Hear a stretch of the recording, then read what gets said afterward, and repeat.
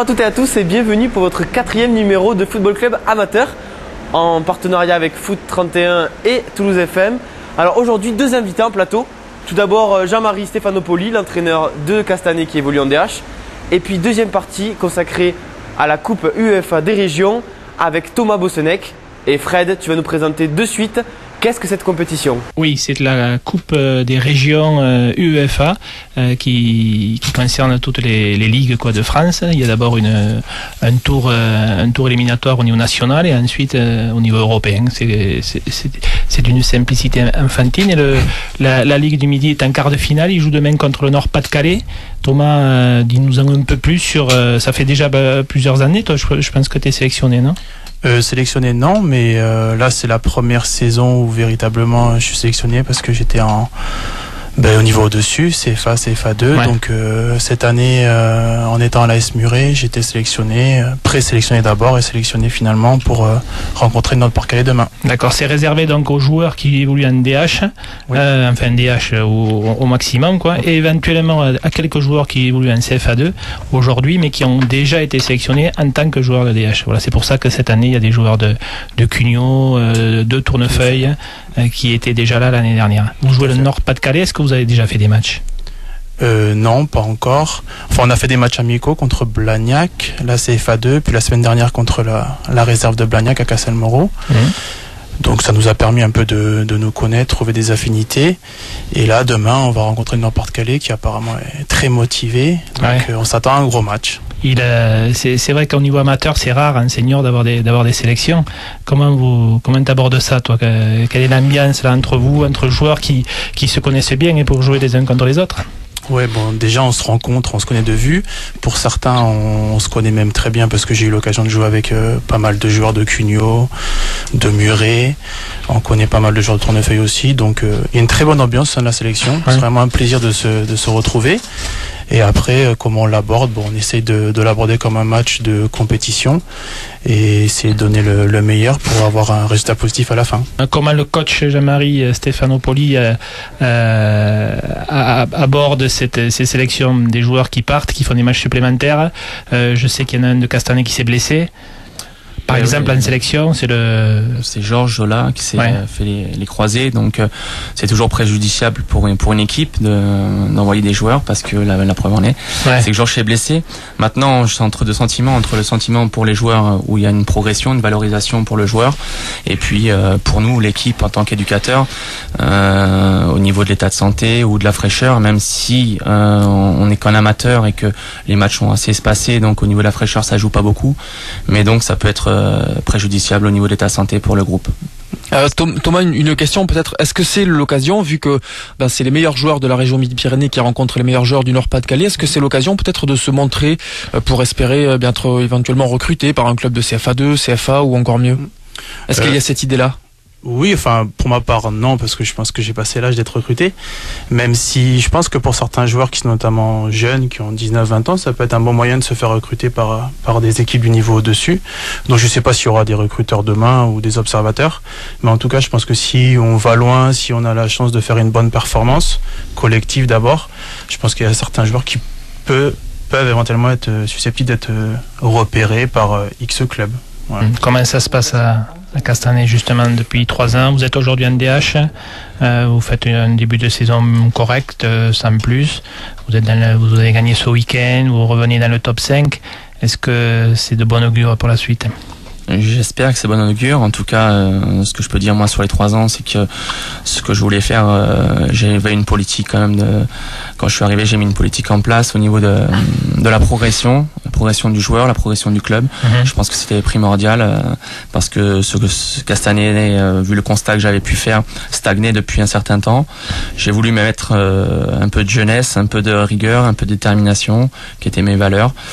Et pour avancer, et je pense que le club avance au niveau des joueurs et surtout maintenant un petit peu plus avec les résultats où on a fini 7e la première année, 5e l'année dernière. On revient dans le top 5 maintenant. Je suis un peu déçu de... On parlait de Castanet pour la montée, en début de saison, avec un recrutement. Bon, il y a quelques joueurs qui sont venus, qui sont repartis, mais on parlait de vous pour concurrencer Muret, notamment, Hoche, tout ça. Ben, c'est ce que je pensais, j'ai tout fait pour ça. Ensuite, certains joueurs au niveau de la mentalité, de l'état d'esprit n'ont pas forcément accroché à mon discours. Pourtant, c'était un discours qui était bien défini, sur la concurrence, sur la rigueur. Et dès le premier match, il y en a qui m'ont fait défaut et qui n'ont pas accepté de vivre ça à un certain âge ou par rapport à un certain niveau. C'est dommageable pour l'équipe, pour le club. Maintenant, ça réduit vos ambitions pour la suite ou... Bien sûr, quand vous perdez Vivian Fontan, quand vous perdez Willy Aurillac, quand vous perdez Jérôme Lourmand et que maintenant vous perdez Georges Zola sur blessure, c'est obligatoirement, on est forcément obligé de revoir les ambitions à la baisse. Surtout qu'on a repris personne derrière, parce qu'on travaille très bien avec des jeunes et qu'on va essayer de faire progresser ces jeunes-là pour peut-être pas jouer la montée cette saison, mais pour continuer à progresser et finir dans le top 4, qui est l'objectif, qui reste l'objectif du club.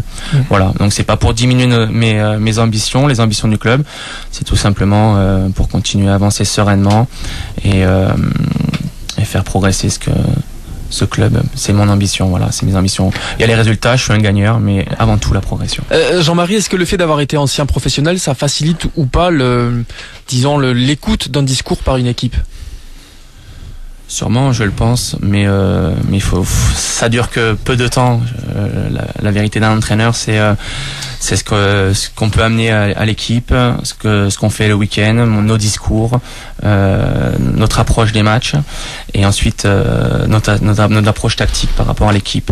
Tout joueur de niveau division d'honneur a un vécu footballistique et est à même de juger un entraîneur, même s'il a été ancien professionnel. Donc, je pense pas que sur le long terme ça soit très très important. Voilà, sur le court terme, sur la première approche, oui. Ensuite, sur le long terme, je pense que c'est ces qualités d'entraîneur qui priment. Avec Fred Denat du magazine Le Foot et consultant pour le site internet foot31.fr. Nos invités ce soir ici sur le plateau de Toulouse FM, Thomas Bossenec, joueur et capitaine de l'AS Muret, ainsi que Jean-Marie Stéphanopoli, entraîneur de Castanet en division honneur. Et Fred, on voulait parler un petit peu de cette équipe de l'AS Muret. Oui, qui a fait une belle perf ce week-end. Ils ont battu Montauban 5-2 et qui est la seule équipe encore de DH à être invaincue. Ça situe un peu et le potentiel du groupe et les ambitions, je pense, du club qui essaie de monter depuis déjà maintenant 2 ans. Thomas, toi qui connaissais pas le club, sinon pour l'avoir empêché de monter l'année dernière, comment tu juges un peu l'ASM et comment tu vis ton arrivée dans le groupe? Très bien accueilli au club déjà dans un premier temps. Il y a un groupe nouveau, pas mal de nouveaux joueurs. Pas mal de joueurs qui sont partis aussi vers d'autres cieux. Donc au départ, toujours un peu compliqué de trouver l'amalgame, mais là on commence à trouver les repères, à trouver les affinités, que ce soit au niveau défensif, au niveau offensif, même si on manque encore un tout petit peu de rigueur défensivement, notamment ce week-end où on prend 2 buts bêtes. Mais après, offensivement, on commence à se trouver, la preuve en est, avec 5 buts marqués contre Montauban. Maintenant, on est second, on prend match par match. On n'a pas l'obligation de monter, comme l'a pu dire le président cette année. Maintenant, on va prendre match par match et essayer de voir ce qu'il en est déjà à la trêve. Faire un point à la trêve, parce que jusqu'à fin décembre, il nous reste, 5 ou 6 matchs. J'ai regardé un peu le calendrier là, hier ou avant-hier et on a que des gros matchs, même si tous les week-ends sont des gros matchs. On sait qu'on est attendu par rapport aux joueurs qui sont venus à l'AS Muret, qui ont joué au-dessus. Donc on a attendu tous les week-ends, on le sait. Maintenant, on va voir comment ça va se passer au fur et à mesure de la saison. On sait qu'on a du potentiel, maintenant il faut le prouver sur le terrain. Quelle vision, Jean-Marie, tu as de Muret, toi que tu joues tous les ans depuis 3 ans maintenant? C'est une équipe toujours solide. Cyril, que je connais un petit peu mieux depuis que je suis sur la région, apporte beaucoup de rigueur au niveau de l'entraînement, d'après ce que je comprends. Et puis on s'en aperçoit sur le terrain où c'est une équipe très rigoureuse, très appliquée, puis aujourd'hui qui l'année dernière avait de la qualité offensive et qui en a toujours aujourd'hui avec des joueurs comme Zoko, Banal et Koulibaly. Et voilà, je pense que c'est ce qui nous fait un petit peu nos défauts. On n'a pas ces individualités là à Castanet. On travaille plutôt sur un collectif, mais équipe très intéressante au niveau de Muret, bien sûr, qui sera là dans les deux hauts tableaux. Alors Jean-Marie, on sait comment ça se passe au niveau professionnel pour recruter. Vous aussi, vous l'avez vécu d'ailleurs, puisque vous avez été professionnel, on l'a dit tout à l'heure. Comment ça se passe quand on est au niveau amateur? Est-ce qu'il faut avoir des gens qui vous servent un petit peu d'œil sur les terrains à droite à gauche le dimanche? Comment ça se passe? Il faut des sous aussi. Il faut des sous. Un peu moins, mais il en faut. Mais déjà pour repérer, à la limite, quand on voit des grands matchs à la télé, on peut voir si un joueur est bon ou pas bon. C'est beaucoup plus simple. Là, qu'est-ce qu'il faut en fait? Quelle qualité faut-il avoir pour aller chercher un bon joueur? C'est très complexe aujourd'hui au niveau amateur d'aller trouver des joueurs déjà, et ensuite des bons joueurs, et avec l'esprit. Parce que avant tout, on cherche quand même, moi en tout cas, je veux pas détériorer un esprit que j'essaie de mettre à Castanet. Donc le tout cumulé, c'est très complexe. Maintenant, surtout pour quelqu'un comme moi qui ne suis pas de la région et qui n'ait pas une connaissance des joueurs. Donc je me suis appuyé sur les anciens du club, comme Joël Chiche, mon adjoint, comme Jean-René Benaraco ou comme Thierry Delacroix, qui ont une connaissance plus ample que moi sur la région, qui me donnent des noms. Ensuite, on projette d'aller les voir. Et ensuite, on essaie de connaître leur état d'esprit et leur mode de fonctionnement aussi en tant qu'homme. Parce que je pense que c'est primordial en amateur d'avoir le côté humain et passe avant tout. Parce qu'on peut avoir un très bon joueur, s'il est pas dans l'esprit, s'il est derrière un groupe, on n'a pas forcément envie de le prendre. Thomas, as-tu toi été déjà dans ton parcours de footballeur proche de toucher le professionnalisme? Y as-tu déjà rêvé? As-tu déjà envisagé cette possibilité-là ou pas? Oui, quand j'étais jeune, étant gamin, c'est vrai que j'étais sur la région parisienne, donc avec les sélections départementales ou régionales, en allant régulièrement à Clairefontaine, c'est sûr qu'on touche un peu du doigt le professionnalisme, enfin au moins tout du moins la préformation et la formation. Après par la suite non, parce que j'ai toujours joué au niveau amateur et je pense pas que j'avais le niveau pour passer au-dessus. Ça joue beaucoup entre 14 et 18 ans. Quand on n'a pas eu la chance d'être en centre de formation, après c'est compliqué, même s'il y a des exceptions qui confirment la règle. Mais non, moi pour ma part non. Après c'est vrai que je rejoins un peu ce que vient de dire Jean-Marie. Donc c'est vrai que ça joue beaucoup dans la tête, même au niveau amateur. Et Thomas est un de ces joueurs qui s'impose des choses, et Cyril Carrière l'a recruté aussi pour ça, pour qu'il entraîne derrière lui les jeunes, et pas que les jeunes, dans une certaine forme d'exigence. Il n'est pas vieux, Thomas. Non, mais il a de l'expérience. Enfin, quel âge tu as, Thomas? Je vais avoir 30 ans dans une semaine. Voilà, oui. Après, c'est pas vieux, 30 ans. Donc comment se faire écouter d'un joueur qui a soi-disant moins d'expérience mais qui a 22, 23 ans? Là, il y a beaucoup de choses qui rentrent en compte. C'est Jean-Marie, il faut lui demander.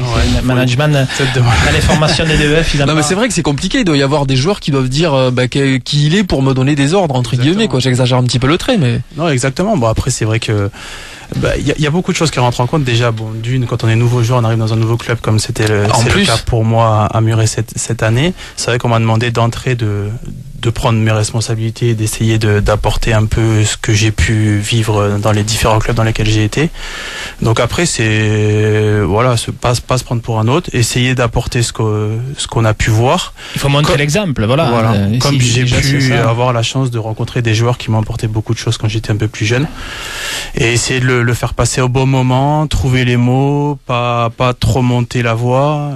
C'est prendre aussi, parce que les jeunes d'aujourd'hui sont assez compliqués à gérer. Voilà, c'est ça. Beaucoup plus que je trouve à mon âge, 10 ans en arrière, on va dire. Et c'est vrai ils sont peut-être un petit peu moins de respect aujourd'hui. Oh, non, le respect est lié. Après, c'est un peu, on rejoint un peu ce que disait Jean-Marie. C'est un peu du jument footisme, donc c'est un peu compliqué à gérer parfois. Même si à Muret ils sont très concernés. Et bon, après, il faut leur faire toucher du doigt que s'il y a des efforts, il y a une récompense derrière. Et quand on a eu la chance de vivre une montée, un titre, c'est des trucs qui restent à vie, et il faut s'en servir pour les faire avancer. Et bon, c'est les objectifs qu'il faut avancer, hein. Après, c'est gagner un match, et voilà, c'est toujours un plaisir, et perdre, faut qu'on ait la haine de la FF. Moi, je supporte pas de perdre, donc même prendre des buts, ça m'en fout. Donc c'est vrai qu'il y en a qui ont du mal à comprendre, mais c'est comme ça qu'on avance. Donc après, on y arrive petit à petit. Mais tu as pas perdu beaucoup de matchs depuis un an et demi. L'an dernier, vous avez perdu combien? Je crois 2 ou 3. Ouais. 2 ou 3. Pour le moment aucun, donc ça va. Ouais, faut pas trop en parler de ça. Et Jean-Marie, aurais-tu aimé avoir le joueur que tu étais en tant que coach? Oui. Ouais. Tout simplement parce que j'avais pas de grande qualité, mais par contre parce que j'étais sur le terrain, je donnais 150% de mes qualités du moment. Donc ça, c'était très important. C'est ce que j'explique aux joueurs. J'étais pas un grand joueur. Par contre, j'ai duré grâce à ma rigueur, mon travail, ma détermination, mon envie. Et c'est ce que je retrouve pas aujourd'hui chez certains, et ça m'embête. Donc pas forcément qu'à Castanet, hein, mais dans l'ensemble de l'amateurisme de la région, ça m'embête un petit peu. Je préfère des joueurs qui sont un peu moins forts, mais avec une grosse volonté. Ça fait progresser la volonté. Voilà, c'était donc la 4e édition de Football Club Amateur. On se retrouve dès la semaine prochaine, même heure, même endroit.